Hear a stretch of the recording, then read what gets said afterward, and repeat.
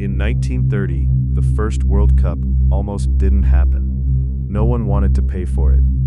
Today, it generates more money than the GDP of small nations. This is the story of how a broke little tournament became a $7.5 billion machine. And who really gets paid? Uruguay, 1930. FIFA needed a host. Most of Europe said no. The boat trip alone took 2 weeks. Uruguay finally agreed, but only after promising to cover every team's travel costs themselves. 13 teams showed up. The total prize fund? Practically nothing. Players were amateurs. The trophy was a small gold statue nobody had heard of yet. FIFA's entire operating budget that year wouldn't cover a single substitute's wages today. For decades, the World Cup stayed a regional event funded by gate tickets and goodwill. Then came 1954, the first tournament broadcast on live television across Europe. Suddenly, FIFA wasn't selling seats, it was selling eyeballs. By 1970, color broadcasts beamed Pelé into living rooms worldwide. Advertisers noticed. Broadcasters started writing checks FIFA had never imagined. The sport hadn't changed, the business model had. In 1974, a man named João Havelange became FIFA president with one promise: turn football into a global commercial empire. He partnered with a little-known company called Adidas, and a marketing executive named Horst Dassler quietly built the blueprint for modern sports sponsorship.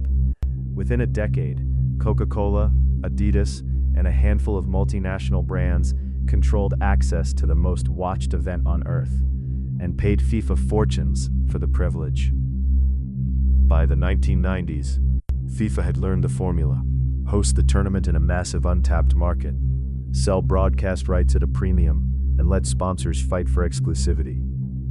The United States, a country that barely cared about football, hosted in 1994 anyway, because the stadiums were enormous, the infrastructure was already built, and the advertising market was the richest on the planet. The tournament turned a profit so large, it permanently changed how future hosts were chosen. From then on, the World Cup wasn't awarded to football's heartlands. It was awarded to whoever could pay the most and earn FIFA the most back. Here's what most fans never see. FIFA generated roughly $7.5 billion from the 2022 Qatar World Cup. Broadcasting rights brought in nearly half of that. Sponsorship deals brought billions more, but almost none of it goes to the players who make the tournament worth watching. FIFA distributes prize money to national federations, not directly to athletes. The total prize pool for 2022 was $440 million, split across 32 teams. Compare that to a single broadcasting contract, and the imbalance becomes obvious. The players are the product, but they're paid like contractors. For host nations, the math rarely works in their favor. Brazil spent over $15 billion preparing for the 2014 World Cup. New stadiums, transit systems, security. Several of those stadiums now sit nearly empty, costing millions a year just to maintain. Qatar spent an estimated $220 billion, more than every previous World Cup combined, building an entire host infrastructure from scratch. FIFA's profit was guaranteed before a single ball was kicked. The host's profit was a gamble, and historically one most countries lose.